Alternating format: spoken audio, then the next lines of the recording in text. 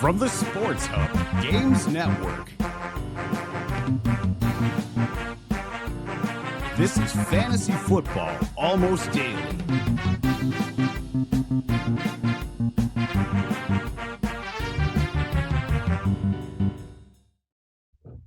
Hey everybody, it's Matt Harrison and it's the final Fantasy Friday of the year. We've been so happy to keep those Friday vibes going for you this season, and we want to help you in your championship. So let's do this. Trevor Jones, you're a little bit under the weather, but over the weather is your fantasy advice as of late. How you doing, Trevor? What is over the weather? I don't know. Where's the line on the weather? I don't know. Yeah, no, I am feeling a little less than 100%, but hey, it's late in the season. Everybody's bagged up. So, I mean, the kids might say that your advice has been sick lately, and that's a good thing, I guess. So, yeah.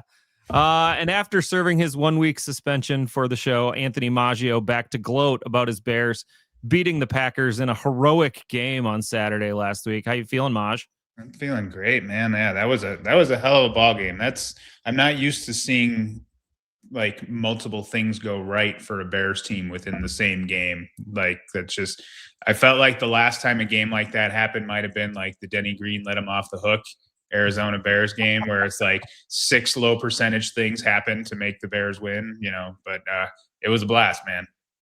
Had some feelings of almost some Minneapolis miracle-ness to it. Absolutely. Yeah, crazy stuff. All right, programming note, this podcast is being recorded on Tuesday. We're giving you the best possible information with what we have right now. If you're listening on Friday or Saturday and looking for the pair of Saturday game previews, Kent Wyrock and I did a Christmas plus Saturday preview of those 5 games earlier this week. Feel free to grab that episode and listen to that. We've got 11 more games today to get to, so let's not delay too much, but I'll remind you that we'll give you 9 players on whom you can roll the dice, and we'll see if our panel of experts will be able to solve my 2 tough nuts to crack. The very end of the show, an abbreviated lightning round today, but I wanted to say, if we've helped you out this year, give us a great rating or review on Spotify, Apple Podcasts, iHeart, or YouTube. And Fantasy Football Almost Daily won't completely end with this episode. We'll have the DFS pod Trevor and I are going to do through the playoffs, and we'll also have some other special guests who will be joining ahead of the NFL playoffs. There might be one Greg Ambrosius from NFFC joining us. Who knows? Maybe we'll even drink whiskey again on Fantasy Football Almost Daily. Trevor, do you remember that from back in the old days? Yeah, probably 6 years ago with Dalton and Wade, maybe. No, we just drank whiskey in the office at the. He's not talking about any show or anything. Yeah. He's just talking about going to work and drinking. Which, by the way, I'd like to be invited for whenever this is happening. Yeah, Sam Brimacombe was the whiskey commissioner, and we did a whiskey tournament. That was pretty good times. Hey, maybe we'll do that in the off season. Whiskey tournaments are pretty fun. Yeah. All right, let's jump into the matchups. Trevor, we're going to start with the highest over-under game on the slate this week. That's the Cardinals and Bengals. Both offenses can move the ball. Both defenses are brutal. It should be pretty decent weather in Cincy this Sunday. Are we basically firing up every Cardinal and Bengal we have? Yeah, it's pretty close to the Yukon Cornelius silvers and golds throughout. Let's go. We'll start with the most rich with gold. Yeah. Gold and silver and gold. I'm sure I'll be seeing Mr. Cornelius on my television here in the next few days. Looking forward to that. We'll start with the best spot in the whole game, in the whole world, maybe. Trey McBride against the Cincinnati Bengals defense. What else is there to say? McBride outpaces all their tight ends by 29 catches, 244 yards, tied for the lead in touchdowns, and now gets the worst tight end defense of all time. That's it. Jacoby Brissett, he's alive with a silver. Last week was his first non-20-point game of the year. First time he failed to reach 40 pass attempts since week 9. I do expect him to bounce back here since he's bottom 5 in both passing yards and touchdowns allowed. Even Quinn Ewers went for 260 yards in his first start against the Bengals. If we like Brissett, we also like Michael Wilson. He's got a silver as well. Everyone bashes Cincinnati, the running back and the tight end. So their numbers against receivers are actually pretty good. They've committed just the 3rd fewest catches, yards, and touchdowns to enemy wideouts. However, Wilson's got a touchdown in 3 straight games, even with Marvin Harrison returning to the lineup last week. Speaking of Marv, he had just 3 targets in his first game back. He's solidly 3rd in the pecking order now. Keep him on the bench. On the ground, we will keep Michael Carter alive with bronze. He was a little disappointing last week. He had just 11 touches. However, that was the lead role among Cardinals backs. That was as many as the rest of the running backs had combined. It's a dream matchup for Carter as well. Since he's given up the most rushing yards and the second most receiving yards to opposing backs. So we're keeping Carter alive this week. Then on the Bengals, it's a lot more gold here. Joe Burrow gold, 4 touchdowns in 2 of the past 3 games. Now gets a Cardinals defense that's permitted at least 40 points in half of their 8 games since the bye. They dominated throughout last week since he had 9 more pass attempts than rushing attempts in a 24-point win. Bengals are still playing hard, maybe for Zach Taylor's job next year. Jamar Chase is an obvious gold. I will just say Arizona ranks top half of the league against enemy wideouts, but we're starting him. T. Higgins, is it Shibuichi? Am I saying that correct? Yeah, you got it. Okay, we'll give T the Shibuichi. He only saw 3 targets last week. Chase's 11. Only 63% of the snaps as well, which was his lowest in the Bengals week 10 bye. Arizona hasn't allowed more than 30 yards to a wide receiver 2 since week 15. And that includes a game against the Rams. Still, the game environment and T just being a beast, keep him starting. And then Chase Brown, I'm thinking of gold too as well. It's a prime matchup against the Cardinals, who are bottom 5 in touches, yards, and touchdowns allowed to enemy backs. And actually, Chase Brown has 8 straight games with at least 16 PPR points. So it's a great floor play, and there's a real ceiling here too. Yeah, in DFS, I've got this massive mega Cardinals Bengals stack ready to go for this this weekend's thing. So I'm pretty excited about that game. Maj, we'll move on to the opposite of that game, the lowest over-under of the week, 34.5. It's the Steelers heading to Cleveland on Sunday. They'll be doing so likely without DK Metcalf, who got a 2-game suspension. He's appealing it right now. But with Metcalf maybe out, is there any part of the Steelers passing game that you can play in this one? Passing game, no. In fact, that over-under dropped a half point with that DK news, so it's 34. The last I was actually just updating that while Trevor was talking. And it's supposed to be 49 and rainy on Sunday. I mean, that we're.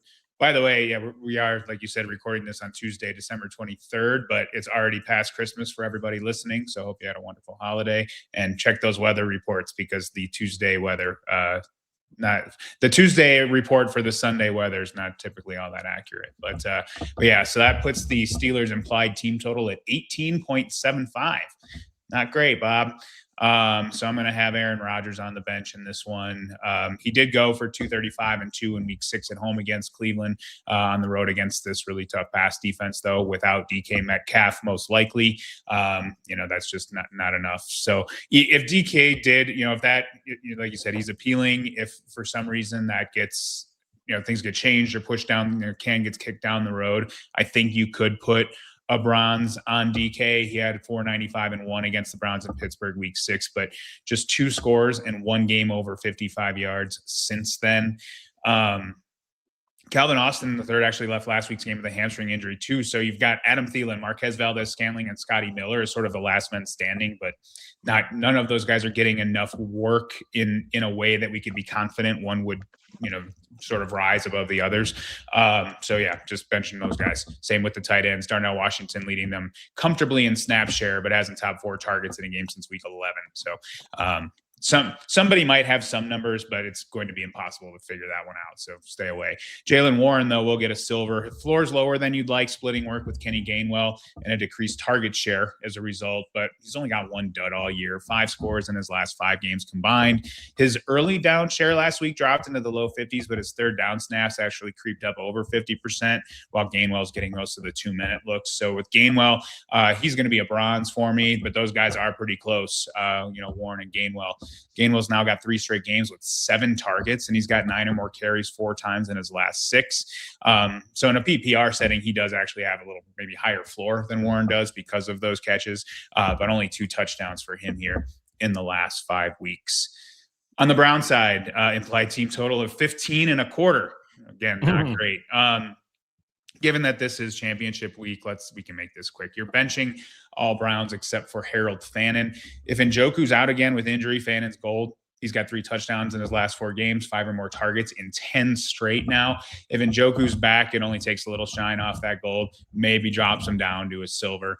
But you got Shedeur on the bench, and the Steelers have allowed the fewest combined running back touchdowns at just 7 all season. And with Quinshon Judkins' broken leg now, you've got either Raheem Sanders and Travion Williams split, or a three-way including Dylan Sampson if he's back from injury. And a holiday three-way in Cleveland sounds like the absolute worst kind of seasonal adult film. So we'll just let all that go. There are seasonal adult films that Don't act like you don't know. Oh, okay. Let's take a quick break and view this seasonal adult film. The National Fantasy Football and Basketball Championships have a huge holiday bonus on the line this Christmas Day. The NFL Christmas Day Bonanza has a $40K prize pool with $7,500 to first. And the NBA Christmas Day Jam has over $8,000 in prizes with $5K to first. Both contests are just $100 to enter. Sign up for the NFL Bonanza at playnffc.com/bonanza and the NBA Jam at playnfbkc.com/jam. Was I wrong that was seasonal and also meant for adults? Yeah, no, you hit the nail on the head there. And there was Rich, a very by the handsome way, man. I am wearing my Trading Places Christmas t-shirt today. I don't know if you noticed that. Oh, still haven't seen it. So yeah. Well, you've got hopefully by the time this show airs, you will. All right. You can find me on Twitter, Matt Harrison at Explosive Output. Trevor's at TJones5. Maj is at Noco Maggio on Blue Sky. And it's time for a little segment that we like to call Roll the Dice. It's now time to roll the dice. These are 9 players that might not normally be in your starting lineup, but you could roll the dice on them here in your fantasy championship week. Some of them, we can say, we put a guy in each of these positions, but some of them, like my quarterback, for instance, I don't think I would start. But Trevor, you go ahead and tell me who your quarterback is. Yeah, well, we'll start with Tyler Shuck against Tennessee. In Shuck's first 3 starts, the Saints played it pretty conservatively. He only averaged 27 pass attempts per game. However, over the last 5, Shuck's got over 36 attempts per game. In that span, he also has 30 rushing attempts for 135 yards and 2 scores. It's a solid matchup against Titans, bottom 10 in pass yards allowed. And if the 0 interception Jets didn't exist, it would be the Titans in last with just 3 picks all season. And like I said, New Orleans is absolutely still playing hard. They've actually won 3 straight games. So Tyler Shuck, roll the dice. All right, Maj, you got a quarterback that we can roll the dice on? I'll go with Kirk Cousins here.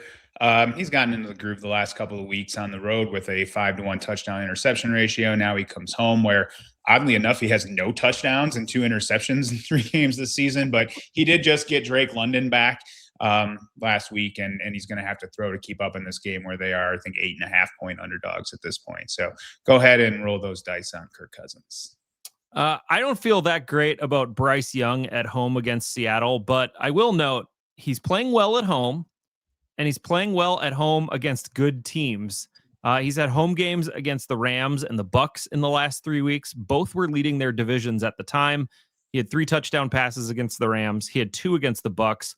All of his multi-touchdown games this year have either been at home or indoors. Seattle is coming to town as division leaders. Yes, Seattle's defense is tough, but they did give up 457 yards and 3 touchdowns to Matthew Stafford last week, and multiple touchdown passes to Stafford again, Brissett, Lawrence, Mayfield, Kyler, and Purdy.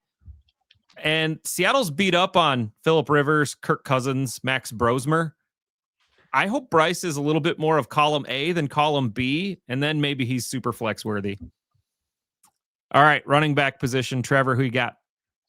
Yeah, we'll stick in that same Saints game with Tony Pollard home against the Saints there. The Titans have committed heavily to Tony Pollard over the last 3 games. He's getting over 20 touches per in those, and the efficiency's been good as well. He's cleared 100 rushing yards in 3 straight.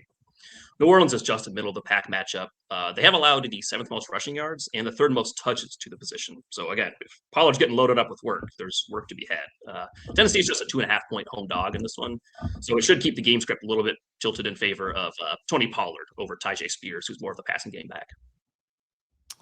All right, Maj, a running back that maybe we can use this week?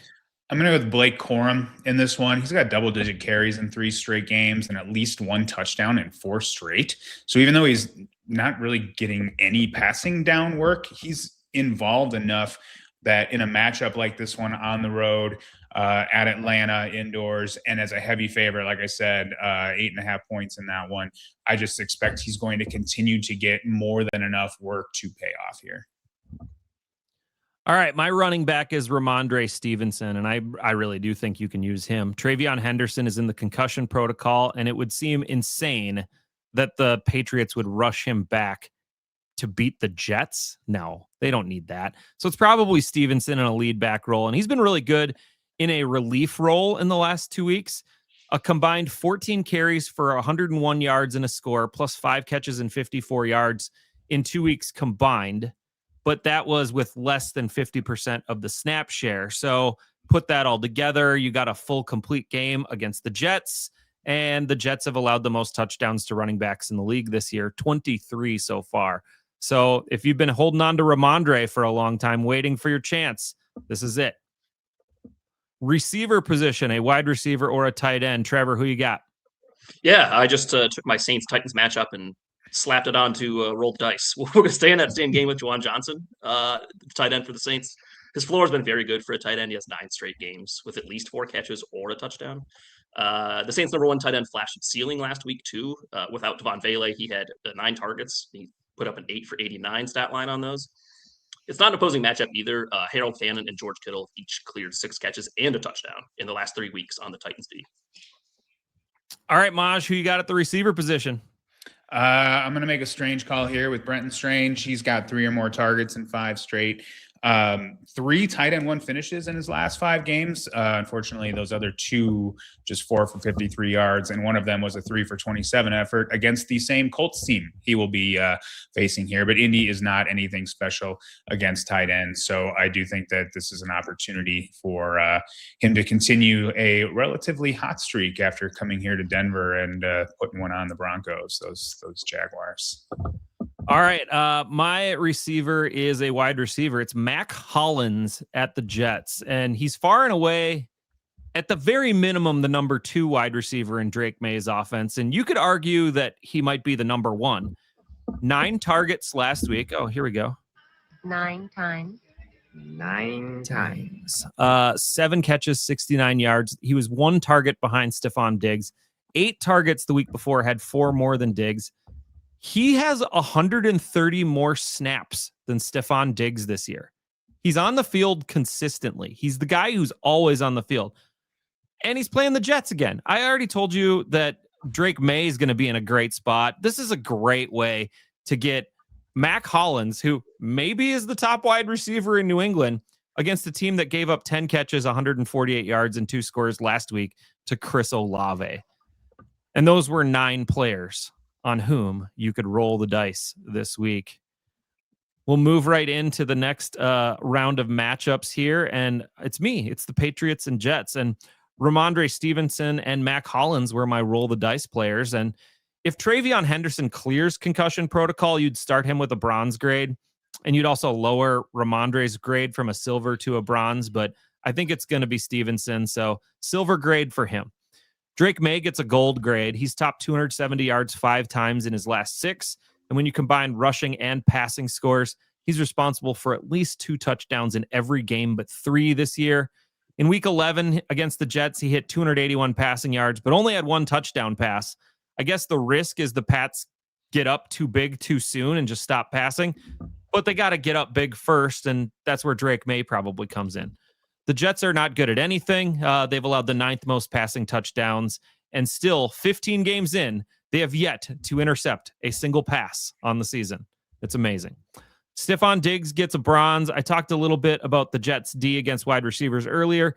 Diggs had 9 catches for 105 yards in the first meeting. But again, my worry is they don't need to pass at all in the second half. And Diggs is only on the field for like 50 to 60% of the snaps right now. So that's just a bronze grade. He's been making good with good efficiency out there, but I'm a little scared that he just won't be on the field enough in this game. Hunter Henry, if you're absolutely desperate, scored last week, did nothing the week before, but had 2 double-digit PPR outings in the prior 2 weeks. And then he basically did nothing in October or November. So he's like a shot in the dark upside play. Like if you go against a Puka-like game on Thursday or Saturday and you need a miracle, that's when you play Hunter Henry and you pray loudly. On the Jets side, Breece Hall is the only one you can consider. He's still getting like 18 touches per game, but everyone knows that he's getting the ball about 18 times a game. He hasn't topped 4 yards per carry since week 11. That was against the Patriots. I'll extend just a bronze grade to him. The Pats have allowed the 5th most receptions to opposing backs. Hall can catch. That's kind of the only option for the window here is Breece Hall getting 5 receptions and making a half decent PPR day. And that's it. Let's go to Trevor. The Saints traveled to Nashville to take on the Titans, and all the roll the dice players were in this game. So I assume you must like Chris Olave a little bit here too. I do. Yeah. Chris Olave's got a straight gold. Tennessee's a good matchup. Titans have allowed nearly 160 wide receiver yards per game, 7th most in the NFL. Prior to shutting down Gardner Minshew and something called Chris Oladokun, Chiefs backup quarterback last week, the Titans had given up at least 75 receiving yards to the last 5 wide receiver ones they faced, including 5 touchdowns to those players. And obviously, they didn't get to see Rashee Rice last week, so they didn't really face a receiver one. Juwan Johnson and Tyler Shuck were roll the dice players, along with Tony Pollard. Taysom Hill, I guess we have to mention. He had a nice game last week as Devin Neal and Alvin Kamara were out. He did have 12 rushing attempts and a passing touchdown. If you can play him at tight end and you're like really desperate, it's not terrible, but you really got to have some stones to play Taysom Hill in your fantasy title game. And then on Tennessee, like I said, it's just Tony Pollard. Tyjae Spears did have 18 touches last week, but that was mostly due to just beating the crap out of a dead Chiefs team. So I don't think that continues again. Oladokun. Oladokun is how we say it. Oladokun. My apologies to the Oladokun family. I just went. They said like Oladokun. That's what I'm seeing on the pronunciation thing. Yeah. Oladokun. Coon rhymes with soon. I'm using Google AI, so you can't trust that. No, I am too, and I'm not trusting it either. we need the Sunday Night Football intro of him saying his own name to get the information, I think. Well, I mean, they are playing Thursday night, so maybe we'll see. Yeah, that. Actually, you'll have, by the time you've heard this podcast, you will know how to correct us. Yeah, exactly. You're all done with that matchup, right, Trevor? We're just yeah. Sorry, that was it. There's nothing else going on there. Cam Ward, nope. Receivers, yeah. Nope. Okay, fine. Jacksonville and Indy and Maj, the Jags are coming off that huge win in Denver last Sunday. Can Trevor Lawrence and the boys keep this train rolling? Yeah, man, that was quite the beatdown. 2 touchdowns they put on Denver here at Empower Field at Mile High. There's a lot of names for that stadium. The Jaguars actually have a implied team total of 27 in this one. And this is a team still in the running for the number 1 seed. They can clinch the division, although with Thursday's games, I don't know how that plays into it. So maybe they already have, but still the number 1 seed in play. So Trevor Lawrence is a gold grade. He's got QB1 outputs in 6 of his last 8 games, just torched that elite Broncos pass D. His last 4 games, a 12-0 touchdown to interception ratio, not to mention 2 rushing scores to put him up to 7 this season. He's got 26 passing scores overall. When these teams faced off in week 14, Lawrence went for 244 and 2. So keep that Trevor Lawrence gravy train rolling. That means a silver grade for Jacoby Myers, now 5 straight weeks as the snap leader among those Jags wide receivers, 6 or more targets in 6 straight, and actually 25 total in his last 3 combined. So he just keeps getting more and more work. He has at least 41 yards or a touchdown in all 7 games as a Jaguar, but has only topped 71 yards once and hasn't scored in back-to-back games now. Heading into last week's game with San Francisco, Indy since week 10 had allowed the 3rd most receiving yards per game and the 5th most fantasy points. Those numbers obviously went up after Monday's beatdown against the 49ers. So you like Myers' chances in this one. I've got bronzes on 2 more receivers here, Brian Thomas and Parker Washington. With Brian Thomas, he's now up to a 73% snap share minimum in 4 straight games since coming back from industry. How about injury? His target share has been inconsistent. 13 combined in his 2 previous games, but then the Broncos game marked his 2nd in the last 4 with just 3. and he had fewer than 30 yards receiving. So it's a much easier matchup this week. So that should hopefully elevate the floor for him. But because he's only got one score in his last 6 games, 31 or fewer yards in 3 of those, he's just tough to trust. So that's why just the bronze grade here. And with Parker Washington, he actually led all Jacksonville wide receivers last week, a 6, 145 and 1 line, a team high 10 targets. And that was despite just playing 56% of the snaps. But you do target the Broncos in the slot, and that's where Parker Washington's doing a lot of his damage. He now, though, has 53 or more yards in 3 of his last 4, 2 touchdowns in that stretch. So he's a red zone threat. Only had 3 targets each in his last 2 games prior to the big one here in Denver. So it's a risky chase, but because of that high point total and just his involvement, I think you can put a bronze grade on him. Already talked about Brent Strange. We'll throw a bronze on him as well. Travis Etienne's the last one on that side. Another gold here. I'm assuming no Bashal Tootin in this one. I think it'd be a very high-end silver if Tootin came back, but that's not expected. He being Etienne, split goal line work with LaQuint Allen Jr. here in Denver, but played more than 95% of early downs, got all the short yardage work, not to mention a 4-catch, 1 touchdown, only 16 yards, but you like that touchdown receiving line against that tough Broncos defense. So keep Etienne rolling. On the Colts side, actually not a high team total, but implied team total of 20.5. Not too bad for a Phillip Rivers led offense. I'm going to give the old timer a bronze in this one. Teams just tend to throw on the Jags for a couple reasons. 1, their run defense is awesome, and 2, their offense is putting up points, so you've got to keep up. Jags have given up the 2nd most passing attempts, 3rd most completions, and 9th most yards.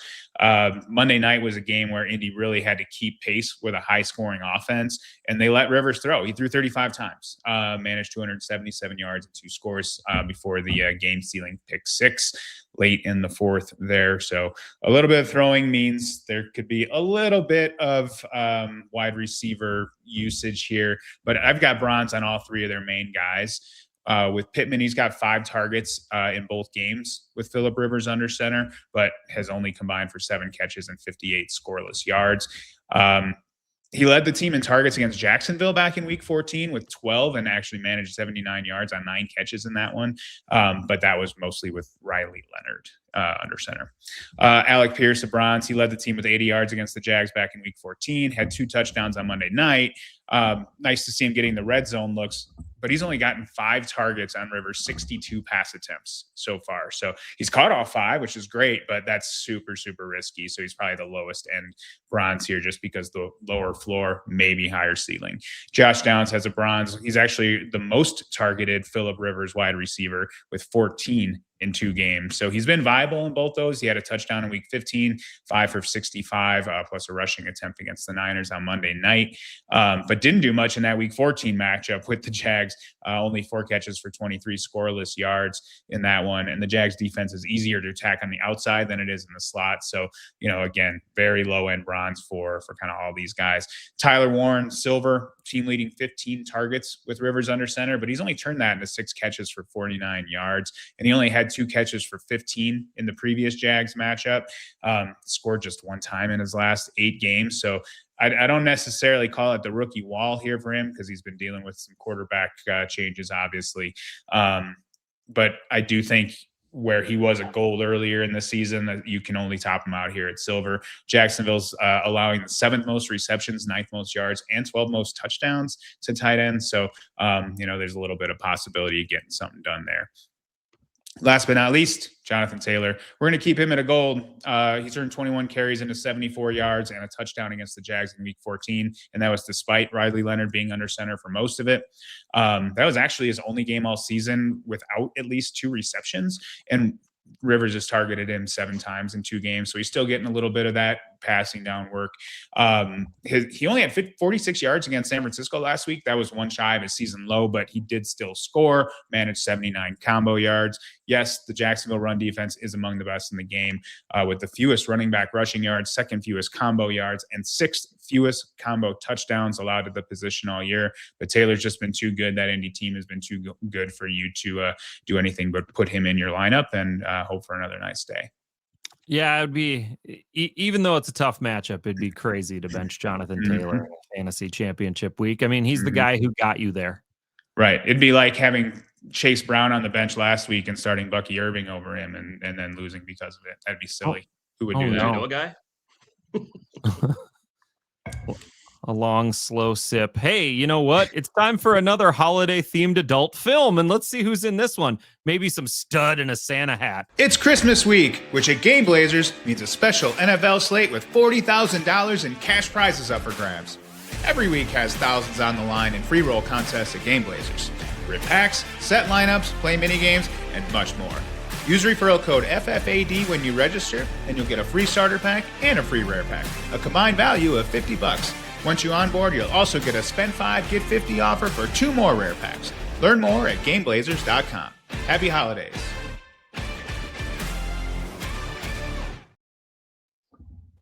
Maj. My wife's going to be super surprised I was in 2 adult films this week. Yeah. Why don't you just tell us what you want to tell us about Game Blazers? Just kidding. Welcome back. It's time for a segment that we like to call Two Tough Nuts. It's time for Two Tough Nuts.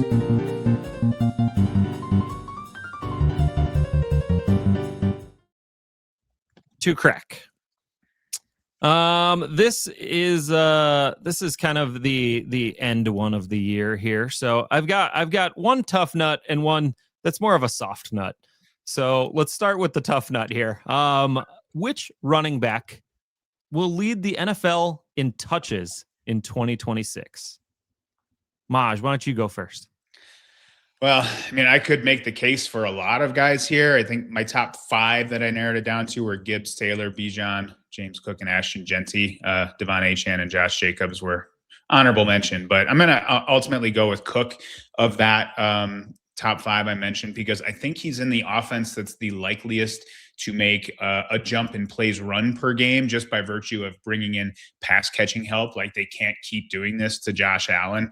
And then everything else is already kind of in place in that offense. Cook is currently 4th in the league at 21.3 touches per game, despite the Bills offense being 14th in plays run per game. So I look at those other guys and it's like, well, the Detroit offense really can't get much better. So I don't see them running more plays next year. Indy and Atlanta are likely to kind of remain where they're at. Their coaching staffs are going to kind of stay in place. So I don't see them making big jumps. And I don't think the Raiders can make a big enough leap next year to give Ashton Genty enough overall opportunities to catch James Cook. So that's my case for James Cook. All right. Trevor, which running back will lead the NFL in touches in 2026?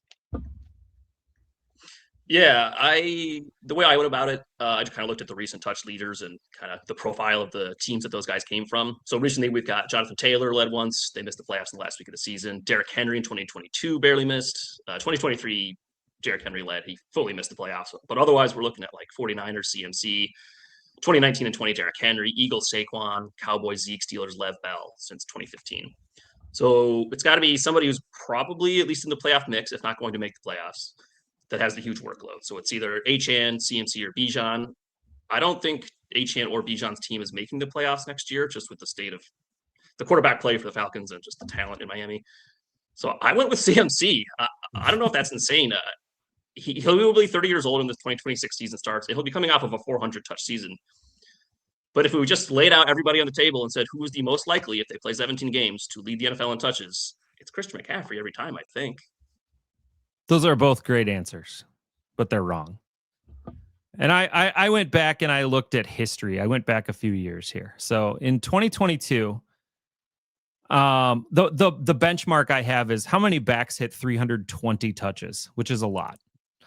In 2022, there were only 4 backs who hit 320 touches. It was Derrick Henry, Josh Jacobs, Nick Chubb, and Saquon Barkley. In 2023, there were only 3 backs who did it: Christian McCaffrey, Rachaad White, and Travis Etienne. Notice there were no repeaters. Last year, there were 6 running backs that hit 320 touches. Not one of them repeated from the prior season as well. Saquon, Henry, Kyren Williams, Bijan Robinson, Jonathan Taylor, and Josh Jacobs. And then this year, James Cook, Jonathan Taylor, Bijan, and McCaffrey have already hit it. Barkley will probably get there. So it's the first time in several years that 3 of the 6 will repeat 320 touches. That's Bijan, Taylor, and Saquon Barkley. And to me, that means that none of those guys can hit it. They have no chance. They're going to get wiped out by injury, overusage, that kind of thing. So 3 out of the last 13 players have done it from one year to the next. So Cook, Taylor, Bijan, CMC, Barkley, they're all out due to regression. So it's got to be a guy who owns a backfield by himself. So I'm kicking out Jahmyr Gibbs and Kyron Williams because they don't own a backfield by themselves. I settled on Ashton Genty, and I didn't think I was going to get there. He's at 274 touches right now. He's on pace for 310. The Raiders are looking for a new coach, probably, and a new quarterback, probably. Whoever joins that offense gets 2 shiny toys, Genty and Bowers. And I expect they try to makeshift a much better offensive line. If he gets any improvement in that offensive line, he can turn 320 touches into a lot of good stuff. He's going to get a ton of work next year. I think it's Ashton Genty. I will say Pete Carroll, his son, is the offensive line coach for the Raiders. So maybe if they have like a real offensive line coach and not a Nepo baby, Ashton Genty can pile up 400 touches. Wow. Trevor calling out the Carroll family. Jeez. Tough year for Oakland, for Vegas. All right. So this one's more of a soft nut. What is the best way to play NFL fantasy football? And Trevor, there's no wrong answer to this one, so you're going to get it right. Yeah, I'm trying to keep a straight face after the description of the second nut here. So I think I know what Matt's answer will be, so I'm not going to steal his thunder. I will go full company shill here. I'm going to pick the NFFC format, which you can check out on the NFFC website, one of many great sports hub properties. So you start by picking a roster of 1 player per team. Each round, that player advances. They get double points in the next round, so on and so on as they advance. No salary cap. It's just the per team roster limit. If one of your players gets eliminated from the playoffs, you add a new player to the roster, and so on and so on. I like that part because as you get further into, divisional round, conference round, it's a little more like a DFS strategy element where it's like, well, yeah, I want to pick up, Jamar Chase, but what if I keep, whoever, Devontae Adams at 2x over Jamar Chase, or I'm down 30 points. I need to pick a low-owned player who could go off and not the top player. So I just enjoy that kind of the daily element to the NFFC format. Good job, Trevor. That's a correct answer. It's one of many correct answers. All right. Maj, what's your favorite way to play NFL playoff fantasy football? Well, great minds think alike. I basically wrote an NFFC commercial I was going to read, but I'm not going to do that because Trevor mowed my lawn. So what other playoff scenarios have you played? What other playoff games have you played in the past? I believe there's a Matt Harrison playoff game out there. So that's always fun. Our old friend John Tuvey used to do a playoff thing, I think. God, I'm getting old and I don't remember stuff. So the formats where you just pick the players, and if you lose them, you're toast, is interesting. It's fun. It's a different angle. I do like on the NFFC side, you get the multiplier, but then you also backfill. And so it is, it's they're all fun in their own way to play. I think the cool thing with the NFFC ones is just the prize money, right? Because in the big NFFC contest, I think it's $200 to play, but first prize is $125,000. The mini game's $50 to play, and $50,000 to first. So it's like, there's more, more players. You've got a sort of narrower path to victory, but when you win big. Yeah, that's life-changing money right there. So you guys kind of mentioned it. I like salary cap draft and hold. That's the game I've been running like personally for 15 years or so. And in that, you pick your team at the beginning of the playoffs using a salary cap. Similar to like a DFS game, they're locked for the whole postseason run. So if you lose a couple of guys in the wild card round, you're out. And a lot of people will pick like 2 or 3 teams that they think have a chance to make the Super Bowl and go that way. But when one of your teams loses, you really lose players pretty quickly and your points dwindle pretty fast. So you have to galaxy brain 4 weeks worth of playoffs, figure out who's going to score the most points, who's going to be alive later. You kind of have to bracket it out. in a couple of different ways to go, oh, well, they're the 7 seed. And if they beat the 2 seed, they'll move on to the 1 seed. And is that a good matchup for my running back? It's a lot of fun to play, and it's a lot of fun to kind of come up with the different scenarios to go. So those were the final 2 tough nuts of the season. Thank you for playing along with us, and we really appreciate that you stayed safe in this game. All right, let's jump back into the matchups. It's a bit of a trap game here for the Seahawks as they head across the country to battle the NFC South leading Panthers. A ton of playoff implications in this game, with both teams winning in emotional fashion last week, taking control of their respective divisions. We can start with the easy one. Jackson Smith-Njigba gets an easy gold grade here. The guy pitched a 23-point game last week after being shut out at halftime. That was just the second half. He can go off for 20 points in a half easily. Chow Smith-Wade is in the slot. He's not scary at all. JSN's in a good spot. Rashid Shaheed is on your bench. He had a 31-yard electric run, but 1 target besides that against the Rams last week. You can't use that in a fantasy championship. That's insane. Sam Darnold gets a bronze in that crazy comeback last week. You would have thought that Darnold might have put up like 350 yards. He only put up 270 and 2 touchdowns. I would have thought it was way more if you just like talked to me about that game. The Panthers have allowed over 270 yards in a game just 3 times this year. Only one of those quarterbacks threw 2 touchdown passes. So the Panthers aren't giving up much. The Panthers have only allowed 4 passing scores in the last 5 weeks. So it's just a bronze for Darnold. Ken Walker had the big day on Thursday night, 164 combo yards and a score, but he still only led in touches 14-13 over Zach Charbonnet. And Charbonnet scored in that one too. So both of these players have the ability to throw you a touchdown or 2, but both have the ability to give you a 4-point game, which sucks. And they've both done in the last 4 weeks. The matchup is great. Carolina is bottom 10 in rushing yards and touchdowns allowed, but Bucky Irving took 19 carries last week and only managed 71 yards against these Panthers. It seems like the 15 to 16 point upside would be Kenneth Walker. So I'll give him a bronze. I can't start Charbonnet. He always gets a couple fewer touches, so I just will leave him on the bench.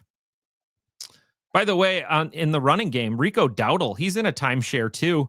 And it feels like it's kind of going the wrong way for Dowdle right when we need him the most. Last week, Dowdle had only 13 touches. Chuba Hubbard had 7. The week before, it was 17-9. Dowdle has in top 12 PPR points in a month.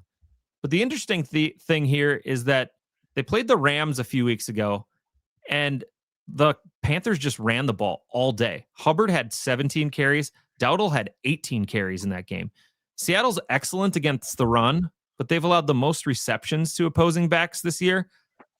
It's an intriguing matchup, but I think I'm going to leave both on the bench. If you have to start one in one of those Panthers running backs required leagues, Dowdle's the better play, so he gets a higher bench grade, but this just seems like it could be more downside than upside here. Bryce Young was my roll the dice quarterback, and the only receiver of his you could start is Tet McMillan. He was back to his wicked ways last week, 10 targets, 6 catches, 73 yards, and a score against Tampa. If the Puka Nacua tape is watched by the Panthers locker room this week, they might think that they could just target their alpha receiver over and over again because Puka had 46.5 PPR points last week. That was just about triple the amount of any wide receiver against Seattle all year. It's crazy. The receiver that hit 16 points against them back in week 7, that was Puka Nacua again. So I'll float a bronze grade to Tet McMillan because it's a super tough matchup. It's almost a Shibuichi, but it's definitely a high-ish bronze grade here. So Puka's got to have like 20% of the fantasy points scored by wide receivers against them. Pretty much this year. Yeah, it's Wow. crazy. All right, let's move on to the next matchup. Trevor, the true battle of Florida commences as the Bucs head south to take on the Dolphins. This has to be a get-right game for Bucky Irving, who was evidently on one of Maggio's teams, and that Tampa offense. Yeah, I'll throw the Shibuichi at Bucky Irving. The workload's been good, at least 17 touches in each of his 4 games back from injury. And the matchup's quality. Miami gives up the 5th most combo yards to enemy running backs. However, Sean Tucker has just fully taken the goal line role. Like, it's just Sean Tucker's now. So Bucky has to score from distance. He's not going to get those touches. And then he's also losing a bit of pass game work to Rachaad White.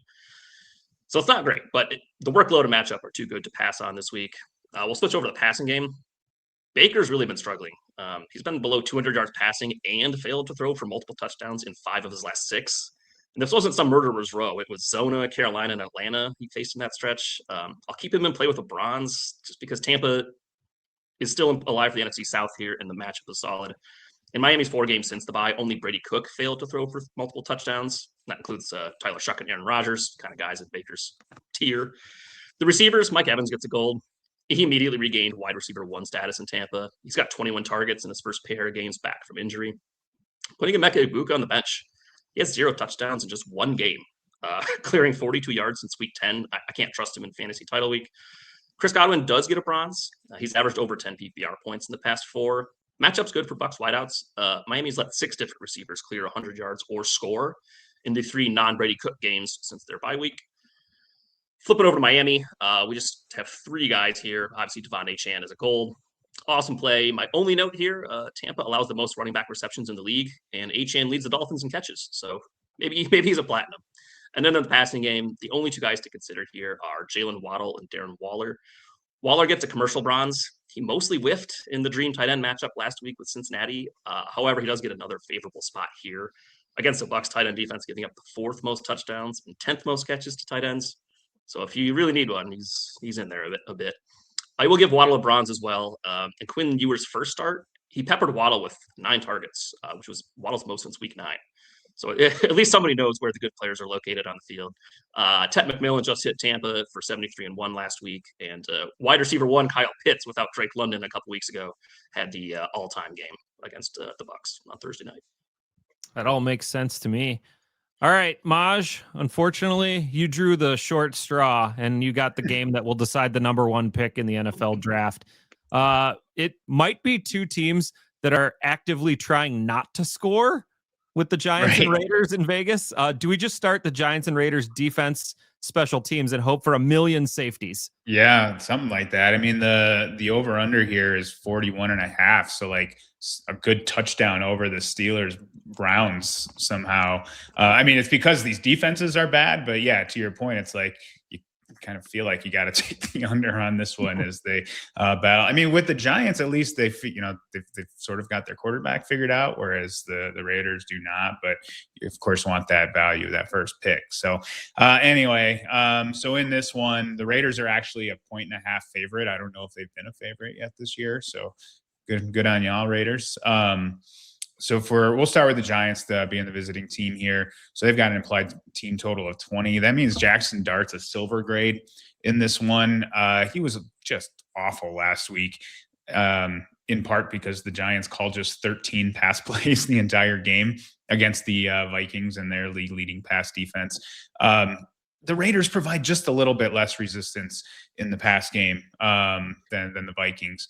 You know, Dart's still among the league leaders in fantasy points per game at the position since he took over as starter, but teams just run so well against Las Vegas, and we saw that game plan just last week against the Vikings. So I just think the upside's capped a bit, which is why he's just a silver. With him as a silver, that means Wan'Dale Robinson is just a bronze. He did still get 6 targets in last week's Run Fest. And that was his lowest number since week 8. But his yardage has been at 36 or less 3 times in his last 5 games. He's only got 4 touchdowns all season. So really a lower floor here than you'd like to have in your title game. Benching Darius Slayton, his floor is even lower than Robinson's. He's got just 1 touchdown all year. I will give a bronze to Theo Johnson. He played 100% of the snaps last week for the first time all year. The 2 targets he had were his fewest since week 3, but he does have 70 yards or more in 3 of his last 6 games. Raiders solid against tight ends, only 6 scored allowed all season. Johnson, he's gone 6 straight scoreless, so hence just the bronze there.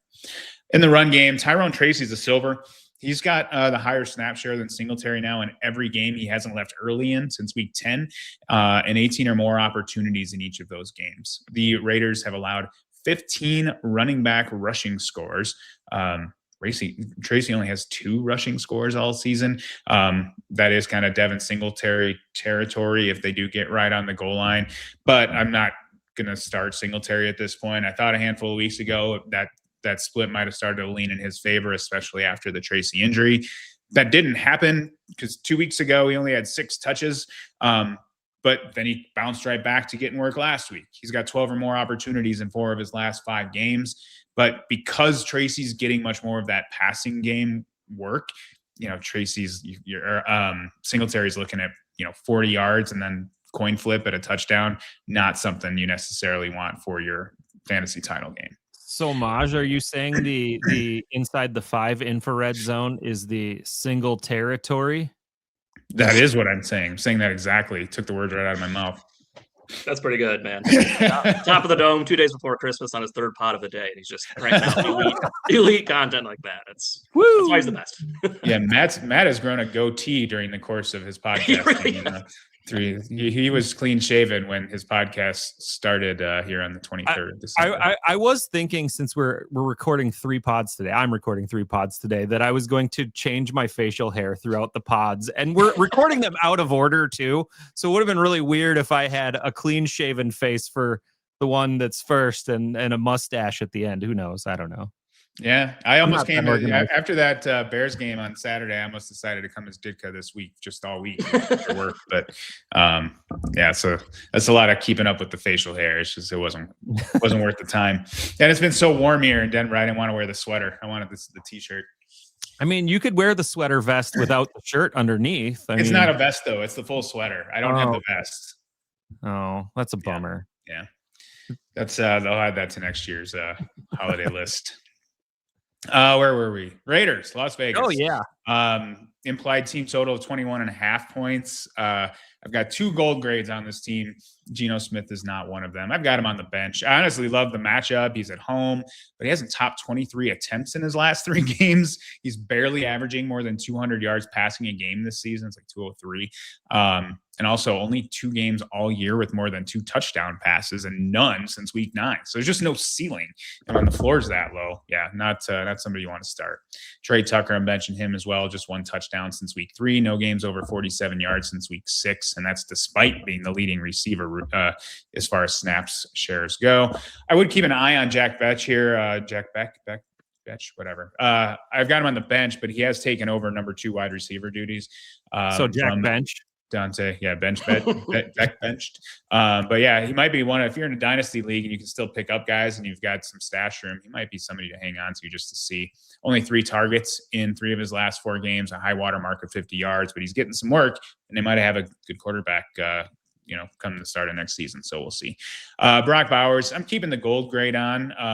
The Giants have actually been decent against tight ends, only 4.6 receptions per game allowed and 5 touchdowns to the position overall. But you got Bowers on a heater right now, 4 scores in his last 4 games, at least 4 reception in each of his last 6 games. So you plug and play Bowers. On the Genty side, I've got my other gold grade here. This one's interesting. And actually, Trevor kind of started touching on this in the tough nuts section. I should keep touching and tough nuts away from each other in future sentences. The offensive line here has gone through this shift in these last 3 weeks. So it was a mess. They lost Colton Miller and Jackson Powers Johnson to injuries in weeks 4 and 10, respectively. And they just would not play their 3rd round draft pick, rookie Caleb Rogers. He was doing so bad that Pete Carroll was just like, nope, can't. He's looked so bad in practice, it would be a disservice to the team to play him. Meanwhile, it was a huge disservice to the team to continue to play the guys that they were playing instead, Jordan Meredith and Will Putnam. And so finally, they had to cry uncle. Alex Kappa since taken over at center. Rogers came in at right guard. And there's actually been some consistency now for a couple weeks. And we saw that actually, bear fruit against that Texans defense that who would have thought Ashton Genty, who I did play against last week. Thank you for that, Ashton Genty. Congrats to Ryan Bozer on that. So you look at who they played. All right, rough matchups against Philly, Denver, Chargers, and Browns defense all in a row. And then the Texans. The last time they played an easy run defense was Dallas in week 10, and Genty did terrible. 7 scoreless yards, and he caught 6 of 8 targets for 27. But that was with that old offensive line configuration. Now they've maybe figured something out. They, like I said, just torched the Texans in Houston and now go against a much worse Civ Giants defense, giving up the most yards per carry and second most running back combo yards allowed all season. Like, Genty went from like, you start him because of volume and hope for the best, to holy crap, like he could be the RB1 this week, like in the course of a week here. It's crazy. So, if you're looking at this like, oh, was it he just popped off for one game, it was an outlier, it's weird. Totally possible, because it's not like this offensive line is Herculean by any means, but they may have figured something out here and going using the momentum from last week and going against this bad defense. I think it's going to be another big game for Genty. All right, I'm hoping for Genty. I got him in one of my fantasy finals this week, so let's go Ashton Genty. Hey, fantasy football season is almost over, but fantasy golf season is just about to begin. We got a huge fantasy golf contest, and my friend Pat Mayo is going to tell you about it right now. All right, people, it's that time of year again. The Mayo Cup is officially open. That's right, your yearly reminder that you could win life-changing money if you stop making coward picks and actually commit to greatness. Let's talk stakes, because the Mayo Cup, not messing around. $110,000 to first place. 110,000 actual real dollars. And with your $250 entry, you're playing for a prize pool of $1.2 million. That's 7 figures of pure, delicious fantasy golf sweat. And this season, the Mayo Cup is fully available in the Fanball app. Week-to-week picks, leaderboard sweats, berating yourself for fading the guy who wins by 6. You can do it all right from your phone. So head to the Fanball app, search for the Mayo Cup, and get yourself entered. $1.2 million in prizes. $110,000 to the winner. Just $250 to play. This is the year, unless you blow it again. But hey, you might not. Sign up now. The contest tees off January 15th. Woo! I love me some one and done fantasy golf. And by the way, if you go to my pinned tweet at Explosive Output and you want to play in a $25 one and done contest with me, I'm hosting one. It's called the 1T Open. Come play with me. It's limited to 40 people. I think we're about a quarter full already. Maj, Trevor, if you want to get into it too, you're I was going more to say I than need welcome. to reserve my entry shortly here before There we the go. listeners fill it up. It's a pretty fun way to play. Go check my Twitter if you want to join me in that contest. All right, the Eagles and Bills seem to play what should be a really good game. It's one of the 2 afternoon games, but this game means absolutely nothing to the Eagles. So how do we treat them in this game in Buffalo? I really kind of dug into like their injury reports and what they're planning on doing. And the Eagles are looking to bring back Lane Johnson and Jalen Carter this week. And you don't do that if you're resting guys. You don't bring back 2 guys who are key to your offensive and defensive line if you're resting guys for that week. So they might be resting guys going into week 18. I don't think they will be this week. I've got a gold grade on Saquon Barkley. That means he's coming off his second best day of the season. It was last week in Washington. The Bills are terrible against the run, 5.2 yards per carry, 3rd worst, the 4th most rushing yards allowed, and the most rushing scores allowed this season. So easy gold for Saquon. Let's hope he gets there. Jalen Hurts gets a bronze. The Bills being bad at defending the run does extend to the quarterback position. They've allowed the 4th most rushing yards to quarterbacks as well. And that's why Hurts is startable here, because it's really hard to pass against the Bills. They've allowed the fewest pass yards in the league and the 4th fewest touchdown passes. They're averaging, or I should say, opposing quarterbacks are averaging 181 yards and just over 1 score per game. So that's why it's just a bronze. Hurts is only averaging 207 yards per game anyway. His rushing yards keep him alive, so he's just a bronze grade in this one. A.J. Brown has double-digit targets in 5 of the last 6 games, and he's hit 95 yards in 4 of the last 5. But as stated, the Bills are tough to pass against. They're top 10 in receiving yards and touchdowns allowed to wide receivers. So just a bronze grade for A.J. Brown. His consistency keeps him startable. Devonta Smith, I think you leave on the bench, though, because he doesn't have that consistency. Hasn't topped 50 yards in a month, and despite scoring last week, it was his first touchdown since week 10. Dallas Goedert has scored 3 times in the past 2 weeks against 2 terrible defenses, but the Bills' tight end defense is elite. They're the best in the league. Number 1 in receptions allowed, number 2 in receiving yards and touchdowns allowed to tight ends. However, Harold Fannin scored last week. Mike Gesicki scored against them 3 weeks ago.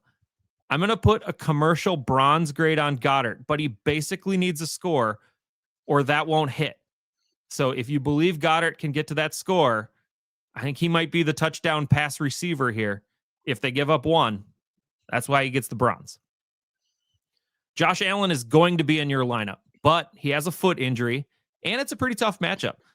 The Eagles allow the fewest passing scores in the league and are only giving up 205 passing yards per game.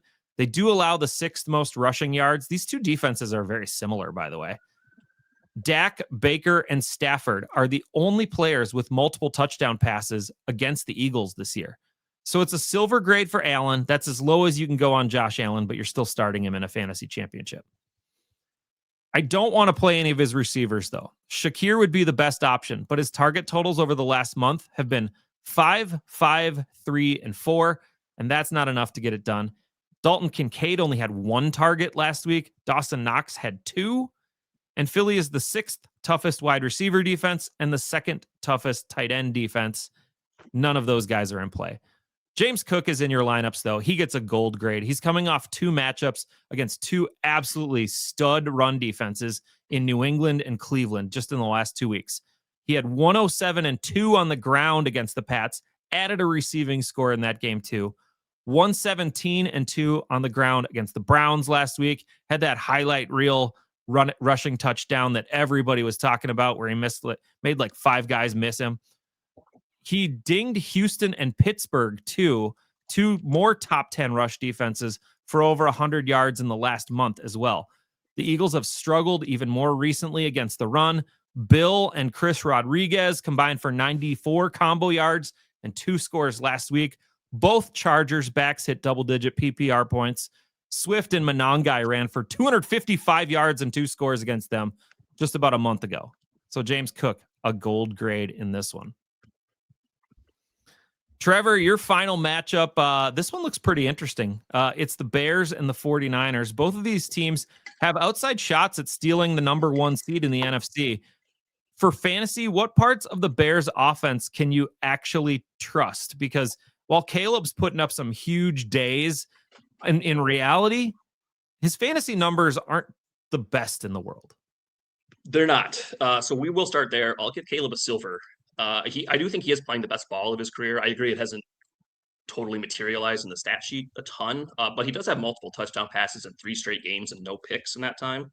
And 2 of those games, and all 3 of those games were against quality defenses, twice Green Bay and then Cleveland once. And since they're by, San Francisco's allowed Cam Ward and Phil Rivers to combine for a 64% completion rate, nearly 225 passing yards per game. And they gave up 2 passing touchdowns to both of those guys. And you can argue those are 2 of the worst 7-8 fantasy quarterbacks in the league right now. Here's where it gets tricky. So neither Roma Dunze nor Luther Burden practiced last week. They were both ruled out. Obviously, it's Tuesday. We don't totally know what their practice report looks like yet this week. Without both of them last week, Chicago went heavy 2 tight ends with Colson Loveland and Cole Kmet seeing over 75% of the snaps. And then DJ Moore and Zacchaeus were basically locked into the 2 receiver sets. It's a great matchup there as San Francisco's bottom 3rd in catches and receiving yards allowed to receivers. So it's a decent matchup for these guys. It just depends on who plays. So here's where we get into the ifs. If it's just Rome back, Rome and DJ Moore get bronzes. If it's just Burden back, bronzes on Burden and DJ Moore. If both return, it's just Rome and DJ Moore. If neither returns, upgrade DJ Moore to a silver, as he's cleared 21 PPR points in 3 of his last 5 and would get every snap receiver treatment. The other 2 games, though, were complete duds that he had at 5 and 1 points, so just be careful. So I like, in order, give me Moore, Odunze, Burden, and Moore to silver if the other 2 are out. That was a pretty good flow chart there, Trevor. Good job. It was okay. I'm glad. It looks really bad. I don't know. It's just sentence and sentence and sentence. It's a lot of Excel if-then statements there happening. Yes. Yeah. You should hear my Packers wide receiver matchup in the other fantasy Christmas episode. If Watson, yeah. So this one's easy. Colston Loveland gets a bronze either way. He has at least 3 catches in 10 straight games. The Niners are a bottom half defense against catches and yards allowed to tight ends. They've actually given up 9 touchdowns to tight ends this year, which is 5th worst in the league. And DeAndre Swift gets a bronze as well. 9 times. 15 plus touches and 4 straight for Swift. San Francisco recently allowed Titans backs to give them 151 combo yards and a touchdown.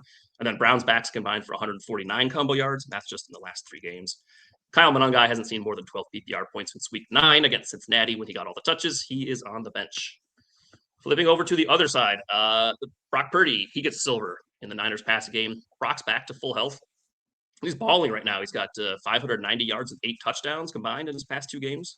Chicago's hemorrhaging passing touchdowns this year, having already allowed 28, which is a bottom 5 mark. Bears have also permitted the second most QB rush yards this season, which is notable because now that Purdy's kind of healthy and moving, he's actually picked up 55 ground yards in the past 2 combined. Biggest part of the passing game is the running back, CMC. He's a GOAT. You're playing him. Juwan Jennings gets a silver. He's been excellent recently at tight end, a touchdown catch in 7 of his last 8. He is mostly relying on touchdowns, though. He's only got 3 games over 50 yards in those last 8. But it's a good spot to score, though. The Niners have a 27.5-point team total.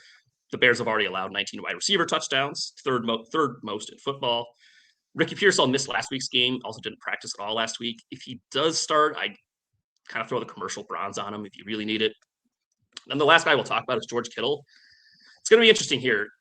Kittle, I think, has a 7 for 115-1 before leaving with an injury on Monday night, and he said it was not a high ankle sprain. And the Niners do kind of need to keep winning because they have a shot, I believe, at the division still.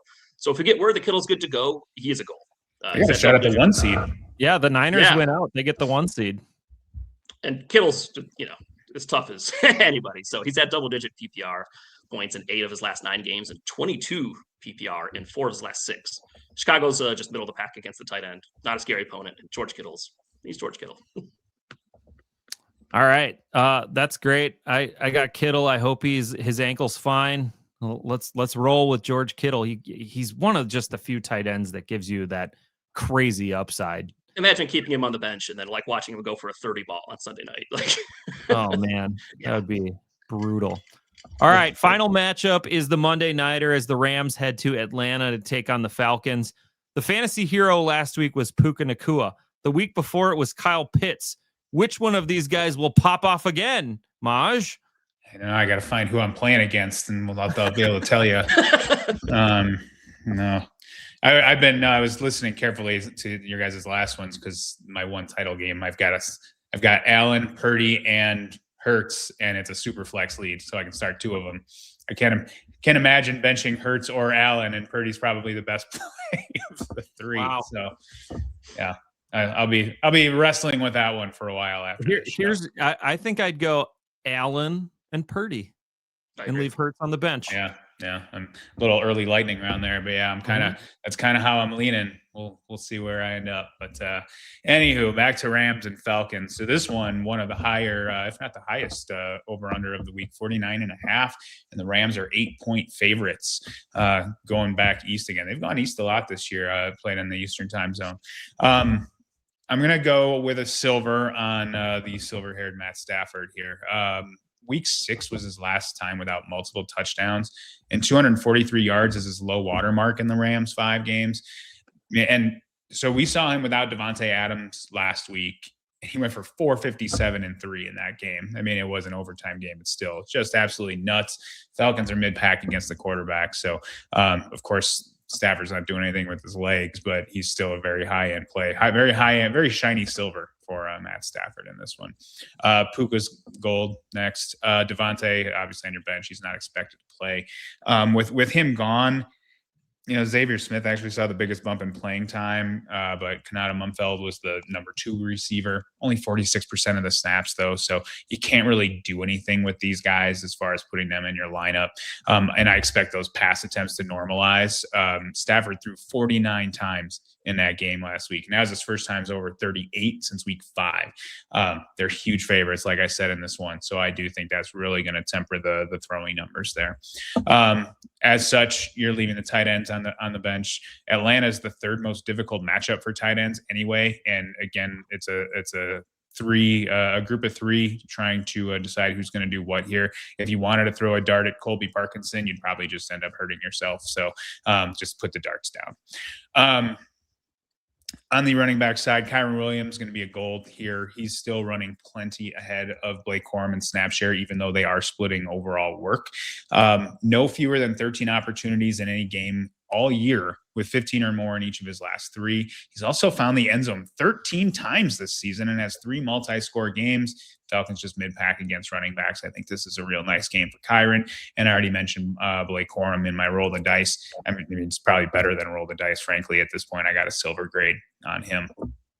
Falcons side, I mentioned Kirk Cousins already as my roll the dice quarterback. Drake London, I'm putting a gold grade on. He played 69% of the snaps last week, coming back from that 4-game absence. I expect that number to climb in a game that the Falcons absolutely will have to pass to keep up in. Even with that lower snap share, still had 8 targets last game, and that's the minimum number he's hit in all but 1 game this season. So you're good to go. All systems go on Drake London, benching Darnell Mooney and David Sills. I'm going to give a silver to Kyle Pitts, averaging just under 10 targets per game in his last 4, and that includes 9 last week when Drake London returned. His 57 yards were his lowest in that stretch. That was last week's output, but he did get in the end zone again. So that gives him 4 touchdowns in the last 2 weeks. Not too bad. Rams only allowing 43.4 yards per game to tight ends, 6 touchdowns all year. So I certainly am not expecting a Kyle Pitts eruption game for the second time in 3 weeks, but I think there's enough here to make him useful. Bijan's getting the gold, just massive workload, at least 22 opportunities in each of his last 4 games. And he's got 11 targets in back-to-back contests. That's a lot of passing game work. That's probably going to continue again, given that point differential here. So extremely high floor. Rams have only allowed 5 running back rushing TDs all year, 7 combo to the position. That is the fewest in the league, but Robinson gets plenty of work where if he doesn't find the end zone, he'll still be just fine. I am going to bench Tyler Algier. Double-digit opportunities in 4 of his last 5 games, but just 1 target combined in his last 2, only 1 touchdown in his last 5. And as I mentioned, this is not a team that gives up a lot of running back scores. So you'd have to be pretty desperate to play a Tyler Algier this week. The end. The end. Sorry, my mute button was on. You know how that works. But before we hit lightning round, I wanted to remind everybody this episode is brought to you by Game Blazers, which is celebrating the holidays with a special $40,000 prize pool for week 17. Each week is a new chance to win thousands in free roll contests. So whether your season-long squad is chasing a title or they packed it in early this year, now's the time to get started at Game Blazers. If you use referral code FFAD when you sign up, you get a free starter pack, a free rare pack, and then you get a spend 5, get 50 offer to get 2 more rare packs. That's pretty awesome. Download the Game Blazers app today. And I noticed in our internal contest, is it you, Trevor, who has like a 1.5x Puka Nakua? And, I just looked at it and I was like, well, I give up. I have a 1.5x Puka that, I just packed it out of like a common gray pack too, or whatever. And nice. As soon as he hit that on Thursday night, I was like, cool, I won $50. All right. How are you just like raking all the money in our Game Blazers internals every week with the 1.5x Puka? There's been a couple where I forgot to put him in, where he was like on a Thursday night and I didn't get him in time. But yeah, no, he's kind of nice. What an idiot. All right. To end the show, this is what we call lightning round, and we have an abbreviated lightning round this week. So I'm going to let both of you guys kind of answer. And guess what? They're all quarterbacks this week. Big quarterback decisions. Maj, you had a quarterback decision. Yeah. We kind of previewed that a little bit here. So here we go. Brew Daddy looking for an Empire League championship. He's either going to start Jackson Dart or Jacoby Brissett. For me, it's easily Jacoby. We saw Jackson Dart's floor last week, and he's also the quarterback probably most at risk of leaving the game early.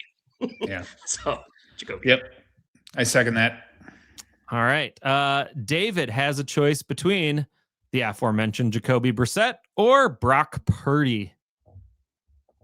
I'm going Purdy with that one. I like Brissett. I think those are two good options. And, if I did weekly ranks, they'd probably be within a couple spots of each other, but I like Purdy better. I was gonna say it's actually a lot closer than I initially thought, but I lean Purdy as well. I'm with you guys. Daryl wants to know, is it Tyler Shuck or Bryce Young? And I'm pretty sure Daryl had this exact question on the show last week. Both of these guys were our roll the dice quarterbacks, Trevor. So yeah, who do you I'm like better? trying to remember if we got it right last week. Hopefully. Oh, well, yeah, clearly he's in the next round, so we must have done something right. I would go Tyler Shuck. Carolina can lose the game and it doesn't affect their NFC South odds, hypothetically. Correct. Right? Yeah. So yeah, I weirdly kind of like how the Saints are playing a little bit, right? They've got 5 wins this season, man. They've been competitive all year. Three in a row too. Yep. Yeah, I'm with you. Tyler Shuck over Bryce Young for sure. Last one. Ryan Schwartz asks, Drake May or Josh Allen in a guillotine league? Maj, who do you think? I mean, I'm going with Josh Allen in that one. Both teams obviously have a lot to play for with the Patriots and the Bills, but man, that's one of those decisions that I'm like, what could I live with more? Drake May going off on my bench or Josh Allen going off on my bench? And the answer for me is Drake May, but call that playing scared too. So they're both very highly rated quarterbacks this week. They're probably, again, if you're looking around the internet at rankings, you're probably going to see both of those names in the top 4. So not necessarily a bad option among them. And I'm going with Allen. Scared money doesn't make money. We're going with Josh Allen. Ooh, wow. I just think with Drake May, like it's tough for me to picture a scenario where the Jets even score like 20 points. So, Drake could still get there on a couple passing touchdowns, a couple rushing, but I think Josh Allen's got the Eagles put up 30 on us. We need 35, Josh. Yeah. Go make it happen. But I gave May a gold grade and I gave Allen a silver grade. So I'm the de facto here. Yeah, tie goes to Drake, I guess. Yeah, you guys. I'm Allen. Like I said, I'm going to play Allen. Two Allens versus one Drake, but I don't think there's a wrong answer in this one. Yeah. Fortunately for Ryan. Yeah, good on you for having both guys there. Yeah. All right. That was lightning round. We ka-chowed it. Hey, thanks to both of you guys for all your hard work in these last 6 or 7 weeks. Anything you guys want to say to your adoring fans of Fantasy Friday before we get going? Yeah, I just want to say I appreciate listeners for giving the new guy a chance here in these last few weeks. Hopefully I was able to give a few winners out, especially in the daily streets. Then the last thing I wanted to say was, for as much work as CP, Kent, Fish, Maggio, and I put in as co-hosts, Matt's got all that same stuff, plus hosting duty, tough nuts, coaching us up, and everything else that I missed. So just want to shout out Matt for keeping the goobers in line and keeping the show going as well. The goobers in line. Yeah, I absolutely echo that. The only other thing I wanted to add is for those of you in dynasty leagues, even if you're not in the playoffs, if you're in a dynasty league that knows what it's doing, you can still pick up players. So make sure you're checking your waiver wires to see who's out there. They're all shots in the dark at this point, right? But especially like in a super flex, is Anthony Richardson out there? He might be worth a roster spot. I guess Malik Willis, who came in and played very well in Chicago last week, his rookie contract's up. He might have played himself into a job elsewhere next year, right? Like look for that kind of stuff to put yourself in better position for next year's team.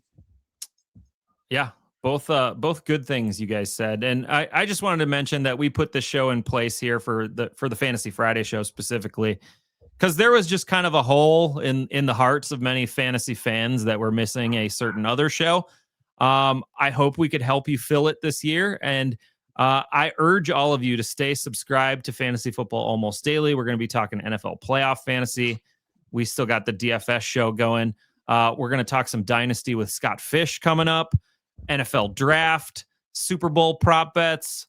We're not just going to go away. We're still going to have some good content for you. So stay subscribed and tune in. We'll have a little bit of fun. And maybe we'll start drinking whiskey again in the middle of the winter, because I like that you brought the show full circle from holiday adult films to filling people's holes in their hearts.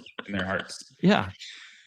Spotify might throw the R tag on this one. I don't know. Oh no. Did I say something dirty? Oh man. All right, guys. Thank you guys for all tuning in to Fantasy Friday on Fantasy Football Almost Daily. Good luck in your fantasy championship games. We'll see you next week.